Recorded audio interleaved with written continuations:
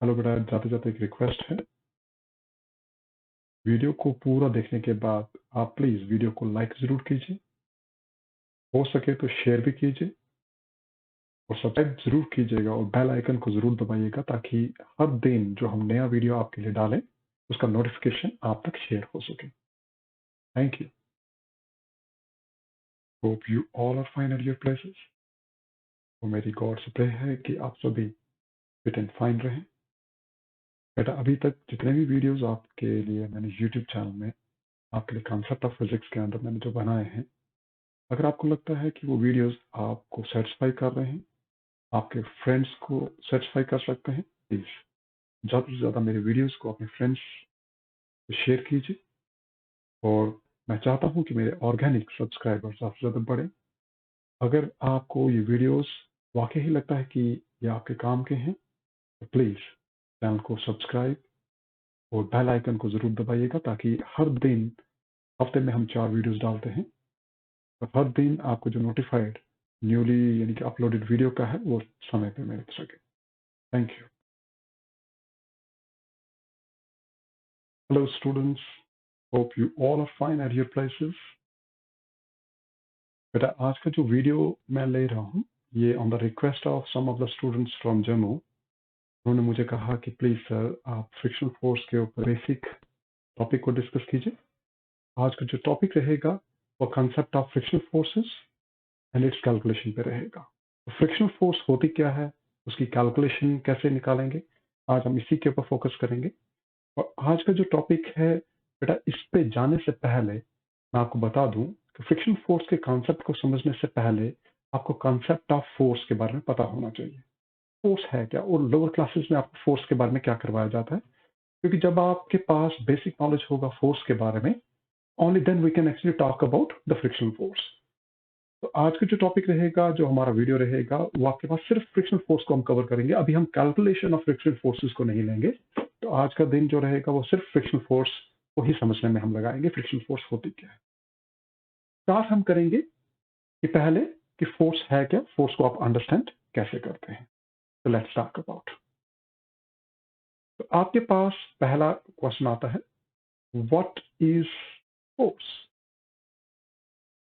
Force है क्या, मैं इसको क्वेश्चन मार्क में लिख रहा हूं। तो what do you mean by the term force. आपको बेटा लोअर क्लासेस में जो पढ़ाया जाता है उस डेफिनेशन के अकॉर्डिंग देखें तो उस डेफिनेशन में कहा जाता है कि सपोज कीजिए कि मेरे पास एक सरफेस है। लेट कीजिए दिस इज योर सरफेस। हम लेट कर रहे हैं, इसको शेड कर रहे हैं, या आपका ग्राउंड हो सकता है, फ्लोर हो सकता है, इट कैन बी एनीथिंग। और लेट कीजिए कि इस सरफेस के ऊपर आपने किसी ऑब्जेक्ट को प्लेस करके रखा है। और लेट करते हैं ये जो ऑब्जेक्ट है इसका अपना कुछ मास है। हम उस मास को मैं एम से रिप्रेजेंट कर रहा हूँ। मैंने भीतर लिखा है, आप जस्ट आइडेंटिफाई कीजिएगा, it is small M. This body is of mass small M. आपने देखा होगा फोर्स का मीनिंग जो आपको लोअर क्लास में करवाया जाता है वो कहा जाता है, या तो आप इस बॉडी को जब आप पुश करते हैं, means when you push this body, तो आप देखते हैं कि बॉडी को जब पुश करेंगे, पुश करने का मीनिंग हो गया उसको धक्का लगाना आगे की तरफ। जैसे ये बॉडी आपके पास प्लेस्ड है समवट ओवर देयर, तो आप इस बॉडी को क्या कर रहे हैं, धक्का लगा रहे हैं। It is a kind of push. तो जब आप किसी बॉडी के ऊपर पुश करेंगे, किसी बॉडी को जब पुश करेंगे, आपके पास वो बॉडी मूव होगी, वो किसी न्यू पोजीशन को रीच करेगी। मैं लेट कर रहा हूं कि अगर इनिशियली ये बॉडी किसी पोजीशन ए पे है, तो अब ये मूव कर रही है टुवर्ड्स द राइट साइड, और ये किसी न्यू पोजीशन इस समय बी को रीच कर चुकी है। और अगर वो पुश कंटिन्यूस है तो ये बॉडी आपके पास कंटिन्यूटी में मूव करती रहेगी। लेकिन वहीं पे आप बॉडी को अपनी तरफ पुल भी कर सकते हैं। पुल होता खींचना, मीन्स मेरे पास बॉडी है, मैं बॉडी को अपनी तरफ क्या कर रहा हूँ, खींच रहा हूँ। Means you can even pull that body. देखिए ये वही सरफेस है, मैं उसी बॉडी को यहाँ पर दिखा रहा हूँ। लेट कीजिए कि ये रफ डायग्राम है, मैं इस बॉडी को इस बार क्या कर रहा हूँ, अपनी तरफ पुल कर रहा हूँ। Means I am actually pulling this particular body of same mass. Let कीजिए कि this is the man which is actually pulling this body, and this is the same man which is pushing the same body. तो हमने एक बार body को पुल किया, अपनी तरफ खींचा, एक बार हमने पुश किया, उसको हमने धक्का लगाया। तो लोअर क्लासेस में कहा जाता है अ पुश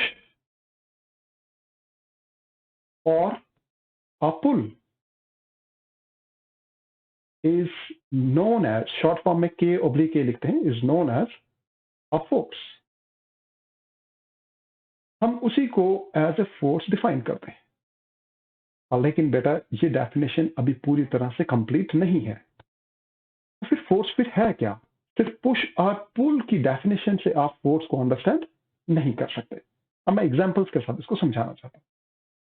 देखिए बेटा, सिर्फ आपने जो दिख रहा है कि आप जब पुश कर रहे हैं या पुल कर रहे हैं, जो आपको दिखाई दे रहा है, सिर्फ वही फोर्स का अर्थ नहीं है। अब इसी चीज को मैं यहां पर बताना चाहता हूं। देखिए मेरे पास ये बॉडी है, सेट कर रही है, वही बॉडी है जो इस समय इसी सरफेस पे प्लेस्ड है। और ये मैं लेट कर रहा हूं कि हमारी ये जो बॉडी है इस समय वो किस में है? रेस्ट में है। इसका मीनिंग है कि बॉडी जब रेस्ट में है, क्योंकि हमने जो डेफिनेशन अभी पुश या पुल की बताई उसके अकॉर्डिंग तो है कि जब आप बॉडी को पुश करेंगे तब भी बॉडी मूव कर रही है, जब आप पुल करेंगे तब भी बॉडी मूव कर रही है। इसका मीनिंग है पुश या पुल, जिसको हम फोर्स कह रहे हैं। तो जब फोर्स का कंसेप्ट होगा तो इसका मीनिंग दिमाग में आता है कि बॉडी मूव ही करेगी, लेकिन जरूरी नहीं है। मैं जो एग्जाम्पल दे रहा हूं वो एग्जाम्पल आपके पास बॉडी एट रेस्ट का है। इसका मीनिंग है अगर मैं आपसे क्वेरी रेज करूं ये जो बॉडी एट रेस्ट है, इसका मीनिंग क्या इसके ऊपर कोई फोर्स एक्ट नहीं कर रही? तो उसका आंसर है कि नहीं, ये रॉन्ग है कि अगर मैं कहता हूं कि बॉडी के ऊपर कोई फोर्स एक्ट नहीं कर रही। रेस्ट के समय भी बॉडी के ऊपर फोर्सेस एक्ट कर रही हैं। और जैसे आपने ग्रेविटेशनल फोर्स का कंसेप्ट पढ़ा है, तो इस बॉडी के ऊपर एक ग्रेविटेशन पुल है जो इस बॉडी को towards the centre of the अर्थ की तरफ क्या कर रहा है? खींच रहा है। तो ये एफ जो is a force acting towards the centre of the earth, इसको हम वेट का नाम भी देते हैं, because weight is also the force. तो ध्यान रखिएगा, वो फोर्स जो बॉडी को सेंटर ऑफ द अर्थ की तरफ खींच रही है, मैं नीचे लिख देता हूं सेंटर ऑफ द अर्थ, इसको हम बेटा ग्रेविटेशनल पुल भी कहते हैं। Gravitational pull. लेकिन देखिए अगर ग्रेविटेशन पुल है बॉडी के ऊपर, फिर तो बॉडी को नीचे की तरफ चला जाना चाहिए था, लेकिन बॉडी नीचे नहीं जा रही। अगर मैं कहता हूं कि आपके पास जो ग्रेविटेशन पुल जो आप लग रहा है इस बॉडी के ऊपर, अगर मैं उसके मैग्नीट्यूड को देखूं, इक्वल अमाउंट ऑफ फोर्स इसी बॉडी के ऊपर अप साइड में भी एक्ट हो रहा है, इक्वल अमाउंट। उसका मैग्नीट्यूड भी एग्जैक्टली बराबर है ग्रेविटेशन पुल के। तो इस फोर्स को हम नाम देते हैं नॉर्मल फोर्स। तो ध्यान रखिएगा बेटा, नॉर्मल फोर्स। अगर मैं कह रहा हूं एग्जांपल के तौर पर, आप देखिए ये जो बॉडी हमने रेस्ट पे दी, मैंने कहा ग्रेविटेशन पुल नीचे की तरफ, अगर आपके पास वो पुल 10 न्यूटन का है, तो 10 न्यूटन का ही पुल आपके पास कहां पर लग रहा है? इस समय अपर साइड में लग रहा है। तो ध्यान रखिए पास ये बॉडी है, अगर मैं 10 न्यूटन से इसको नीचे की तरफ खींचूंगा तो इसको नीचे करना है, लेकिन मैं साइमल्टेनियसली अगर 10 न्यूटन से ऊपर भी खींच रहा हूं, तो मुझे बताइए अगर ये बॉडी रेस्ट पे है, ये थ्रू आउट रेस्ट पे रहेगी। क्यों?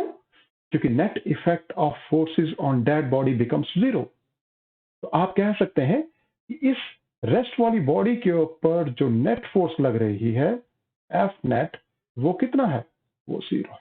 Means net force acting on this particular body which I am actually considering here, जो मैं यहां पर बॉडी ले रहा हूं उसके ऊपर नेट फोर्स कितनी है? जीरो है। अब बेटा अब आपके दिमाग में क्या आ रहा है? इसका मीनिंग है मैं कह रहा हूं कि जो बॉडी रेस्ट पे है, क्या उस पर फोर्स नहीं लग रही? यस लग रही है, के ऊपर भी फोर्स लग रही है, बॉडी चाहे रेस्ट में है।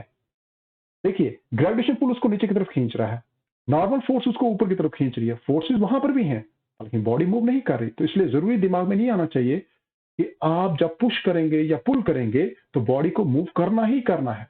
बॉडी अगर रेस्ट में भी है तब भी फोर्सेस का कॉन्सेप्ट है। इसके अलावा एक और एग्जांपल देखिए, देखिए ये मैंने अभी रेस्ट का एग्जांपल दिया। अब मैं बिल्कुल सिमिलर एनालॉजी से मैं आपको बॉडी इन मोशन का एग्जांपल देता हूं। देखिए अगर मैं लेट करता हूं ये ग्राउंड है, तो इस ग्राउंड पे वही बॉडी आपके पास क्या कर रही है?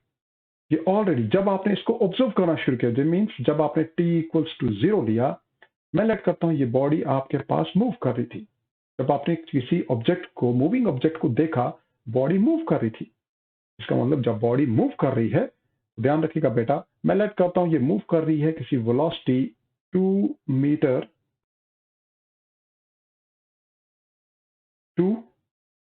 मीटर पर सेकेंड के साथ। मीन्स थ्रू आउट ये बॉडी जो है 2 मीटर डिस्टेंस ट्रैवल करिए 1 सेकेंड में, नेक्स्ट 2 मीटर फिर 1 सेकेंड में, फिर नेक्स्ट 2 मीटर 1 सेकेंड में। थ्रू आउट उसका मोशन ऐसा है। ऐसे मोशन को हम कहते हैं यूनिफॉर्म मोशन। लेकिन आपका उस वेलोसिटी क्योंकि कांस्टेंट है, इसलिए मैं इसको यूनिफॉर्म वेलोसिटी भी कहूंगा कि एक यूनिफॉर्म वेलोसिटी से वो बॉडी मूव कर रही है। लेकिन ध्यान रखिएगा, इस यूनिफॉर्म मोशन के दौरान भी इस बॉडी के ऊपर क्या है, फोर्सेस एक्ट कर रही हैं। आपके पास ग्रेविटेशनल पुल नीचे की तरफ एक्ट कर रहा है, फोर्स बिकॉज ऑफ ग्रेविटी, और एक नॉर्मल फोर्स इस बॉडी के ऊपर अभी भी एक्ट कर रही है in the upward direction. This is your normal force of reaction. इसको हम एफ आर के साथ रिप्रेजेंट करते हैं, हम एफ जी के साथ कर रहे हैं। That is a gravitation pull and that is a normal force of reaction. दोनों का इफेक्ट, जितना मैग्नीट्यूड आपके पास एफ जी का है, उतना ही मैग्नीट्यूड आपके पास नॉर्मल फोर्स ऑफ रिएक्शन का अभी भी है। नेट इफेक्ट ऑफ फोर्स अभी भी इस बॉडी के ऊपर 0 है, लेकिन बॉडी क्या कर रही है, मूव कर रही है। तो कहने का मीनिंग है कि ध्यान रखिएगा बेटा, आपके पास पर लेकिन अगर ये बॉडी यूनिफॉर्म वेलोसिटी से मूव कर रही है, अगर मैं इस यूनिफॉर्म मोशन वाली वेलोसिटी में केस में अगर मैं इसके ऊपर एक एक्स्ट्रा फोर्स फॉरवर्ड डायरेक्शन में, मीन्स मैं एक पुश लगाता हूं, देखिए मैं इस तरफ एक फोर्स लगा रहा हूं which we call it as push, तो इसकी वेलोसिटी अप टू मीटर पर सेकेंड नहीं रहेगी।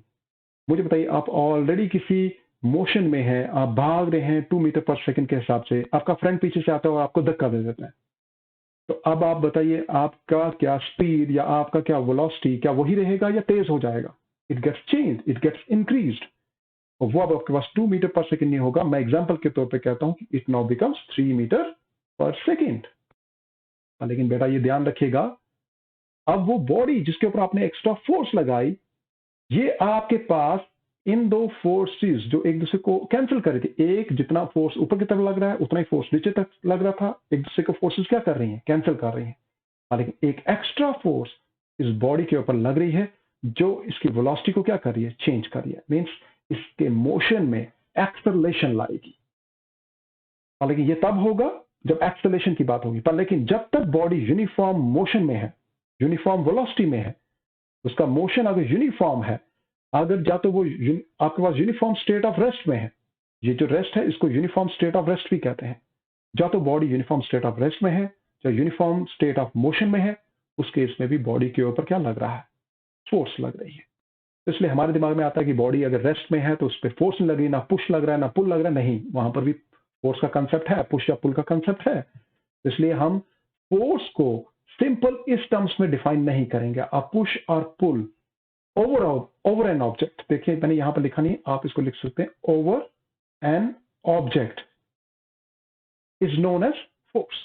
हम इसको कंप्लीट डेफिनेशन नहीं कहेंगे। तो फिर अब इस एग्जाम्पल की मदद से हमारे पास जो इसका एग्जैक्ट डेफिनेशन बनेगा, वो एग्जैक्ट डेफिनेशन क्या बनेगा?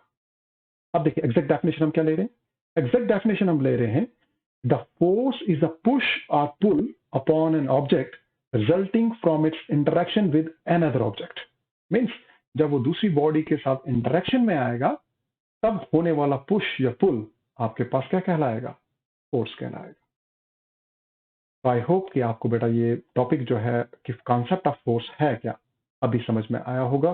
देखिए इसमें मैं बार बार फोकस कर रहा हूं कि आपके पास सिर्फ बॉडी के ऊपर फोर्स लगा के, पहले वाले डायग्राम को अगर आप देखते हैं, मैं इसको बार बार कह रहा हूं, आप इसको रिपीट कीजिएगा कि अगर आप कह रहे हैं ये एग्जाम्पल, आप बॉडी के ऊपर फोर्स लगा रहे हैं, पुश कर रहे हैं उसको, या फिर सेकंड आप बॉडी को पुल कर रहे हैं, तो बॉडी अगर आपके पास पोजीशन को चेंज कर रही है, फिर वही फोर्स नहीं है। बॉडी अगर यूनिफॉर्म स्टेट ऑफ रेस्ट में है या बॉडी अगर uniform state of uniform motion में है, तब भी वहां पर फोर्स का कॉन्सेप्ट है। और ध्यान रखिएगा इसी फोर्स के कॉन्सेप्ट को हम यहां पर डिफाइन कर रहे हैं as that is what push और पुल और upon an object resulting from its interaction with another object. अगर आपको ये डेफिनेशन समझ में आई है, only then we can actually proceed to the next topic, that is what is frictional force। Frictional force क्या होती है और फ्रिक्शनल फोर्स को समझेंगे। और फ्रिक्शनल फोर्स को समझने के लिए मैं साइड वाला पोर्शन आपका यूज करूंगा कि फ्रिक्शनल फोर्स होती क्या है। अब एग्जांपल से इसको पहले अंडरस्टैंड कीजिए। एग्जांपल्स,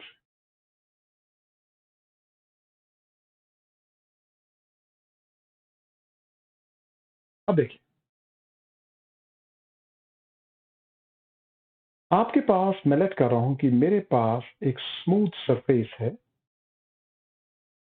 मैंने इस बॉडी के ऊपर, वही सेम एग्जांपल, मैंने इस बॉडी के ऊपर कुछ पुश किया या पुल किया, जिसके कारण ये बॉडी रेस्ट से किस में आ गई, मोशन में आ गई। मैं लेट कर रहा हूं कि ये बॉडी यूनिफॉर्म मोशन में है। इसमें है यूनिफॉर्म मोशन। तो मैं लेट करता हूं कि ये बॉडी इस समय 2 मीटर पर सेकेंड की स्पीड से continuously along positive x direction move कर रही है। कंटिन्यूसली जब आपने इसको पुश किया है, इसका मीनिंग है कि जब आपने पुश किया तब आपके पास इसके ऊपर एक्ट होने वाला ग्रेविटेशनल फोर्स और इसको काउंटर बैलेंस करने वाला नॉर्मल फोर्स ऑफ रिएक्शन, दोनों एक दूसरे को क्या कर गया, बैलेंस कर गया। मीन्स इक्वल और ऑपोजिट होने के कारण ये एक दूसरे के इफेक्ट को क्या करेंगे, कैंसिल कर देते हैं। इसका मीनिंग है इस बॉडी के ऊपर, जब मैं कह रहा हूं पुश को आप भूल जाइए, इस बॉडी के ऊपर ग्रेविटेशनल पुल जो सेंटर ऑफ द अर्थ की तरफ खींच रहा है और नॉर्मल फोर्स ऑफ रिएक्शन जो सरफेस के बिल्कुल परपेंडिकुलरली अबव एक्ट कर रहा है, ये दोनों forces being equal and opposite एक दूसरे को कैंसिल कर देंगी। मैं लिख रहा हूं बीइंग इक्वल एंड ऑपोजिट एक दूसरे को क्या कर देंगी, एक दूसरे के इफेक्ट को ये कैंसिल कर देंगी। इसका मीनिंग है इस बॉडी ऑफ मास m के ऊपर सिर्फ इस वाले पुश का ही इफेक्ट रहेगा, जिसके कारण ये बॉडी किस में आ गई, मोशन में। और जब तक आपके पास ये पुश मेंटेन रहेगा, ये बॉडी आपके पास इसी यूनिफॉर्म मोशन में रहेगी। न्यूटन का फर्स्ट लॉ कहता है a body at rest continues to be at rest, a body in motion continues to be in motion। फिर आप देखिए, अगर मैं एग्जांपल पे इसी बॉडी को अगर मैं एक फुटबॉल मानता हूं और फुटबॉल के लिए मैं इसको हिट करता हूं विद आवर फीट, मैं अपने फीट से इसको हिट करता हूं। भाई फीट से हिट करने का मीनिंग है मैंने इसको क्या किया, पुश किया। आप लेट कीजिए ग्राउंड के ऊपर वो बॉडी मूव कर रही है, पर एक समय तो आएगा कि जब आपके पास वो बॉल आपके पास क्या आ जाएगा, कम्स टू रेस्ट। इसमें आ जाएगा, रेस्ट में आ जाएगा। फिर आप सोच रहे होंगे वो रेस्ट में फिर क्यों आया। आपने जब पुश किया उस बॉल को, मैं लेट करता हूं एफ जी और एफ आर दोनों एक दूसरे के इफेक्ट को कैंसिल कर रही थी। उस पुश के कारण बॉल जो मूव कर रहा था उसका throughout uniform velocity 2 meter per second नहीं रहेगा, स्लोली स्लोली वो डिक्रीज करते करते finally comes to what, zero. और जब वेलोसिटी आपके पास जीरो होगी तो आपके पास ग्राउंड पे वो बॉल किस पे आ जाएगा, रेस्ट पे। तो फिर ये रेस्ट पे कैसा है, अभी अभी तो हमने ऊपर पढ़ाया था भाई आपके पास जो बॉडी रेस्ट पे है उस पर भी फोर्स एक्ट करिए, और बॉडी जो यूनिफॉर्म मोशन में है वो यूनिफॉर्म मोशन में ही थ्रो रहेगी। उसका वेलोसिटी सिर्फ तभी चेंज होगा जब उसके ऊपर एक्स्ट्रा फोर्स लग रही है, मींस एक्स्ट्रा पुश या पुल एक्ट हो रहा है। फिर ये रेस्ट में कैसे आ गया, इसका मीनिंग है आपने तो पुश इसको इस डायरेक्शन में किया था, इसको तो इसी तरह मूव करते रहना चाहिए था, फिर ये रेस्ट में कैसा आ गया। इसका मीनिंग है इसकी सरफेस जो कांटेक्ट में है, इस बॉल का सरफेस जो कांटेक्ट में है with that of the surface, वहां पर भी एक फोर्स एक्ट हो गई। और वो फोर्स किस तरफ एक्ट कर रही है, वो फोर्स आपके पास बिल्कुल ऑपोजिट, ध्यान रखिएगा बेटा, एक फोर्स यहां पर एक्ट कर रही है, वो फोर्स उसके बिल्कुल ऑपोजिट डायरेक्शन में आपके पास क्या कर रही है, एक्ट कर रही है। आपके पास जो फोर्स इसके बिल्कुल ऑपोजिट डायरेक्शन में एक्ट कर रही है, उसी फोर्स को हम यहां पर बेटा क्या नाम दे रहे हैं? इस फोर्स को यहां पर हम नाम दे रहे हैं फ्रिक्शनल फोर्स। क्या नाम दे रहे हैं? Frictional force. ध्यान रखिएगा, फ्रिक्शनल फोर्स का कांसेप्ट सिर्फ तभी आएगा जब बॉडीज आपस में कांटेक्ट में होंगी। जैसे मैं लेट कर रहा हूं कि मेरे पास एक ये सरफेस है, इस सरफेस के ऊपर मैंने इस दूसरी बॉडी को जब प्लेस किया, तो ध्यान रखिएगा दोनों बॉडी सरफेसेस इनकी क्या हो रही है? आपस में कांटेक्ट में है। मैं जब इसको पुश कर रहा हूं तो ये तब तक मूव करता रहेगा जब तक कि आपके पास ओवरऑल फोर्सेस आपके पास क्या है? नॉर्मल फोर्स और ग्रेविटेशनल फोर्स कैंसिल कर रही है, पर लेकिन पुश वाला फोर्स इसके ऊपर एक्ट कर रहा है। पर लेकिन अब देखिए, मैं इसको फोर्स तो लगा रहा हूं, थोड़ी देर बाद ये रुक रहा है। तो वो क्यों रुक रहा है? क्योंकि सरफेसेस इन कांटेक्ट में भी एक फोर्स एक्ट कर रही है, और वो फोर्स किस तरफ एक्ट कर रही है? बिल्कुल जिस डायरेक्शन में आप फोर्स अप्लाई करें उसके बिल्कुल ऑपोजिट डायरेक्शन में एक्ट कर रही है, जिसको हम इस अपोजिंग फोर्स को, ध्यान रखिएगा, ये जो अपोजिंग फोर्स इसके सरफेसेस इन कांटेक्ट में एक्ट कर रही है, इसी को हम नाम देते हैं फ्रिक्शनल फोर्स। तो फिर फ्रिक्शनल फोर्स है क्या? हम यहीं पे अगर बता दें आपको, तो फ्रिक्शनल फोर्स फिर है क्या? फ्रिक्शनल फोर्स होती है the force generated by the two surfaces that contact and slide against each other. बड़ा ये याद रखिएगा, फ्रिक्शनल फोर्स जो है is an example of contact force. When the surfaces are in contact, only then such force comes into existence. एक body जब दूसरी body के ऊपर प्लेस होती है, उनकी सरफेसेस आपस में क्या हो जाती हैं? कांटेक्ट में आती हैं। जब एक बॉडी को मूव करेंगे तो दैट एक्चुअली स्लाइड्स और that actually moves over the surface of what? The other body. तो आपके पास उस समय जो फोर्सेस सरफेसेस इन कांटेक्ट में जो एग्जिस्ट करेंगी, जो डेवलप होंगी, लेकिन अगर आप पुश कर रहे हैं तो फ्रिक्शनल फोर्स जो सरफेसेस इन कांटेक्ट में डेवलप होगी वो बिल्कुल ऑपोजिट डायरेक्शन में एक्ट करेगी। अगर आप पुल करेंगे तो उसके ऑपोजिट डायरेक्शन में एक्ट करेगी। इसका मीनिंग है अप्लाइड फोर्स जो भी होगी, either in the form of push और पुल, फ्रिक्शनल फोर्स हमेशा उसके ऑपोजिट डायरेक्शन में क्या करती है? एक्ट करती है। और ये इसको हम कॉन्टैक्ट फोर्स भी कहते हैं। फ्रिक्शनल फोर्स को हमने क्या कहा? The frictional force is the force generated by two surfaces that contacts and slides against each other. अब देखिए, अब इस वाले पॉइंट को देखिए, पहला वाला point.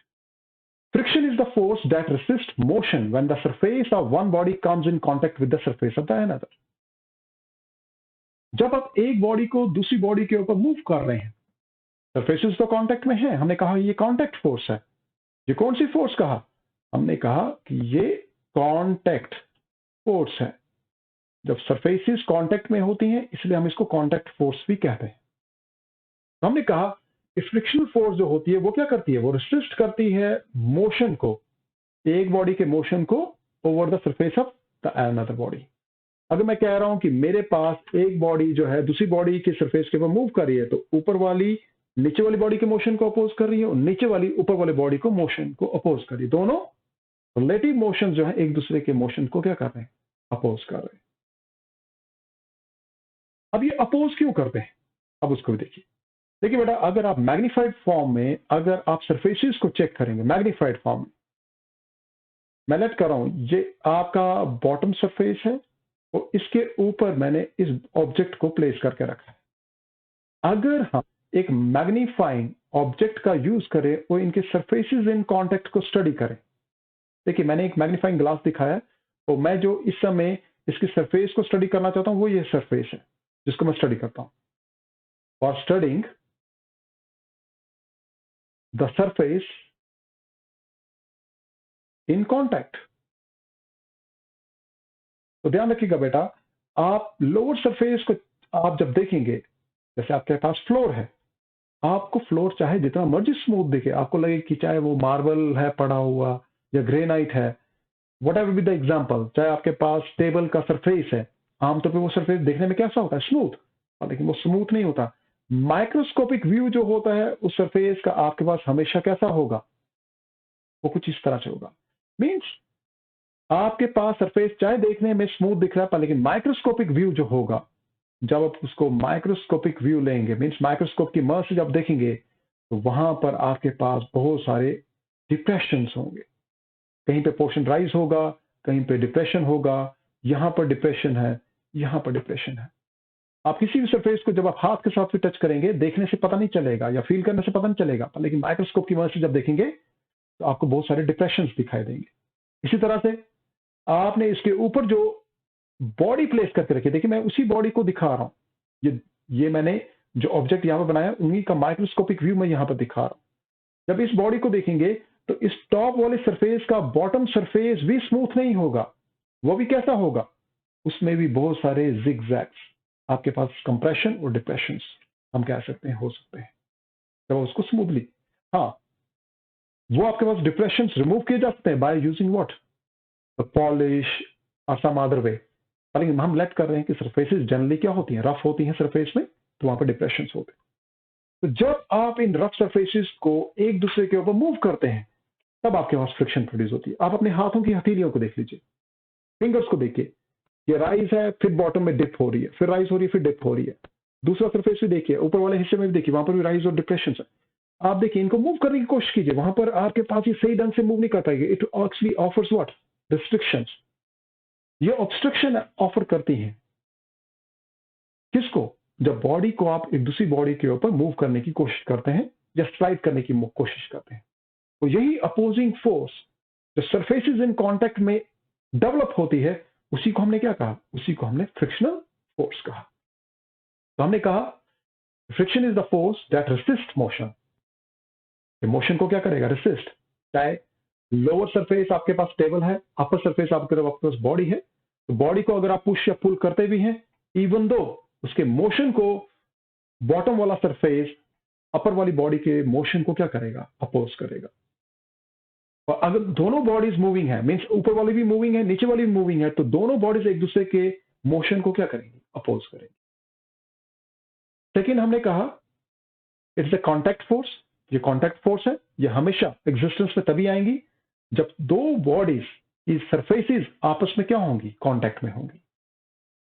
And it always opposes the relative motion. ध्यान रखिएगा, जब हम रिलेटिव मोशन की बात करें, इसका मीनिंग है दोनों बॉडीज के मोशन की बात की जा रही है। One body is actually moving with respect to other, और दूसरी बॉडी को अगर आप स्टडी करेंगे पहले के मुकाबले, तो वो भी मूव कर रही है। तो रिलेटिव मोशन में ये फोर्स आपके पास क्या आती है? काउंट में आती है। आपके पास चाहे बॉडी रेस्ट में है, वो भी रिलेटिव मोशन में with respect to moving body. Moving body is also in relative motion with respect to what, the body at rest. तो ये रिलेटिव मोशन का कंसेप्ट है।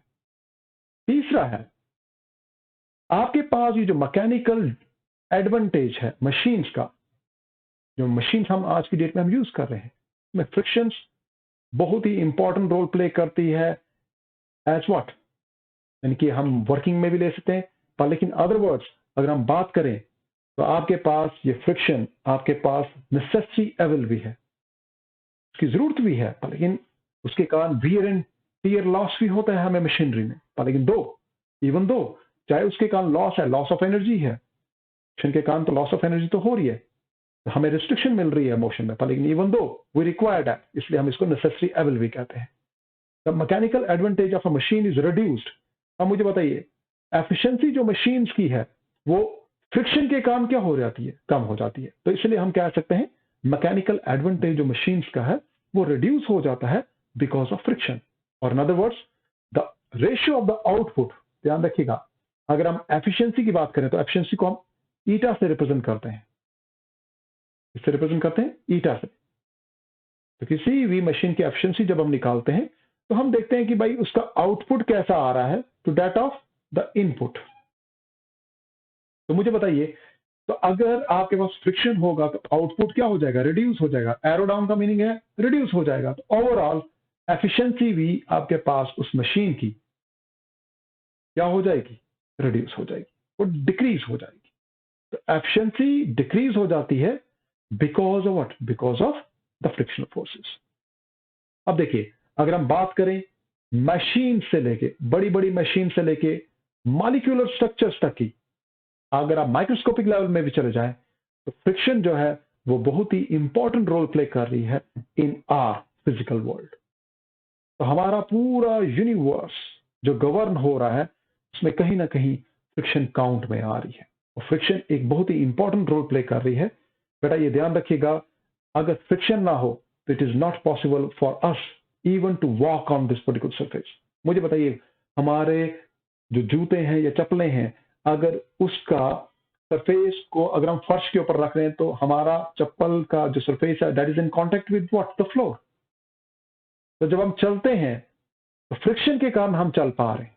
अगर फ्रिक्शन नहीं होगा तो हम स्लिपरी हो जाएंगे, हम गिर जाएंगे। आप कई बार देखा होगा साबुन गिरा हो आपके पास फर्श के ऊपर, तो जब आप चलते हैं तो एकदम से स्लिप कर जाते हैं। That actually cause what, harm to us, वो हमें नुकसान पहुंचा सकता है।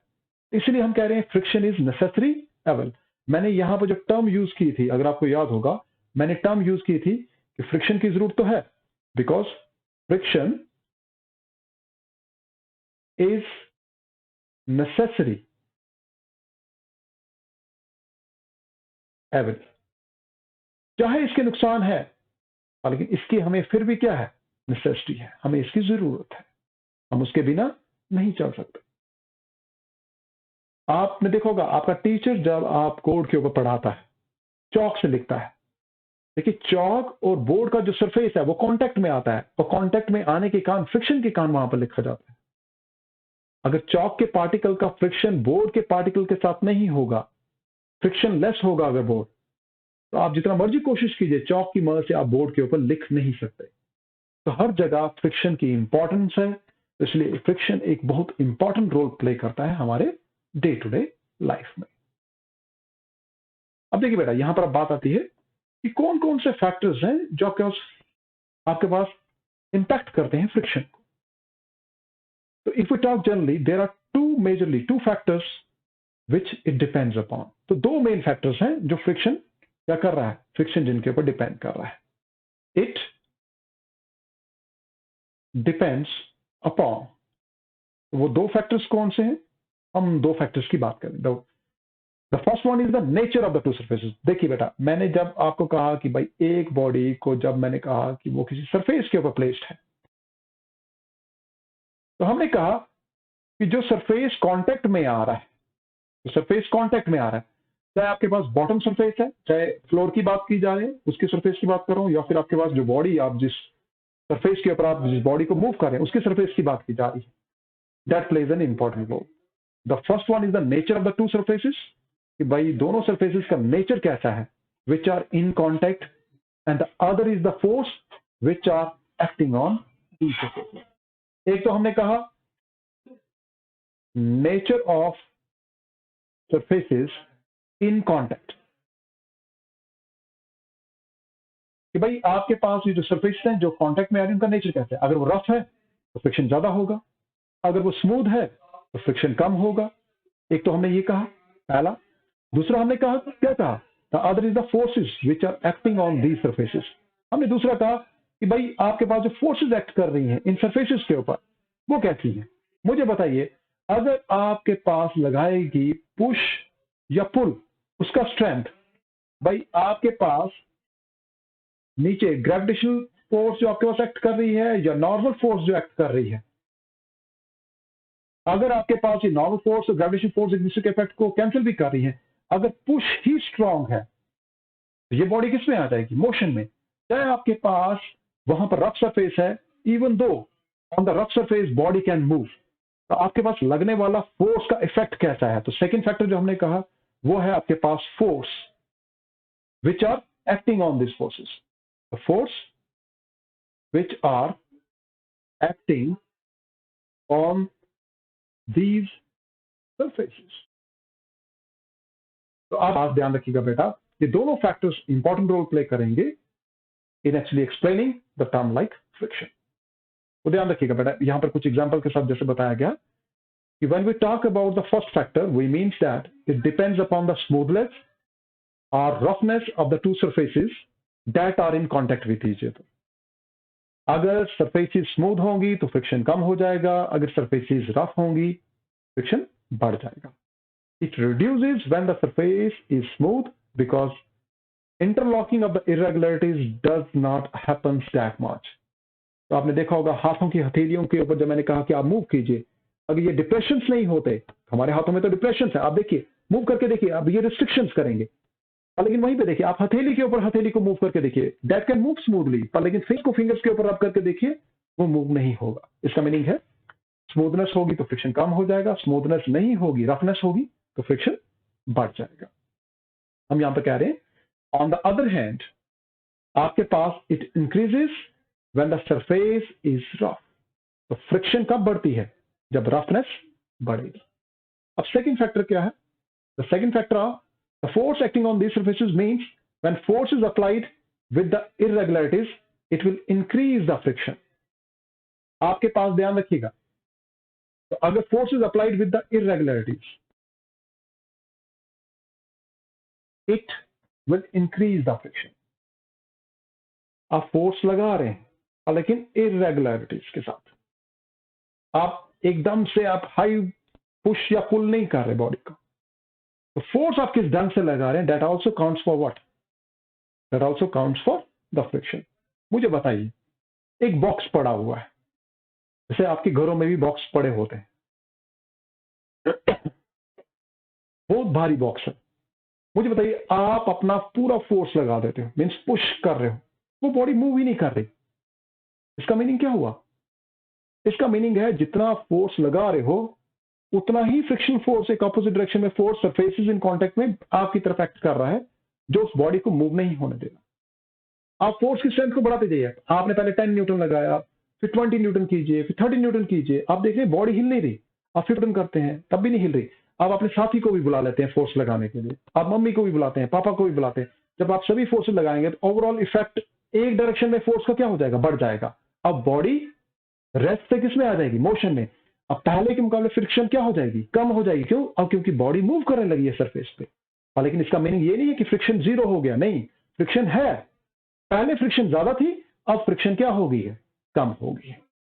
इसका मीनिंग है कि आपके पास जब बॉडी के ऊपर आप फोर्स लगा रहे हैं, ध्यान रखिएगा बेटा, जब आपने इस सरफेस इन कांटेक्ट नीचे वाली तरफ देखिए, आपने जब इस पे फोर्स लगाना शुरू किया तो भाई आपके पास ऑपोजिट डायरेक्शन में जो फोर्स एक्ट करी थी, जिसको मैं स्मॉल एफ से दिखा रहा हूं, ये कोई फ्रिक्शनल फोर्स है, एक्ट कर रही है।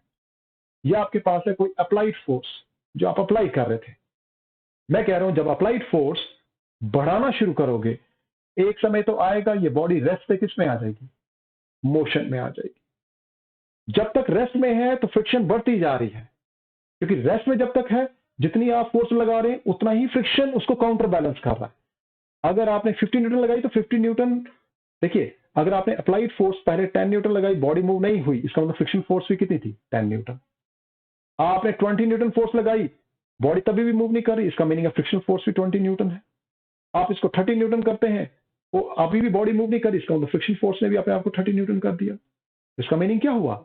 इसका मीनिंग हो गया फ्रिक्शनल फोर्स जो है सेल्फ एडजस्टिंग फोर्स है, वो अपनी वैल्यूज को अकॉर्डिंगली क्या करती है? चेंज करती है। एक समय आएगा जब आपका अप्लाइड फोर्स इस फ्रिक्शनल फोर्स के मुकाबले क्या हो जाएगा? बढ़ जाएगा। तो जब आपके पास बढ़ेगा, एक फोर्स ज्यादा है, एक फोर्स कम है, तो ओवरऑल नेट फोर्स का इफेक्ट किस तरफ होगा? जो बड़ी वाली तरफ।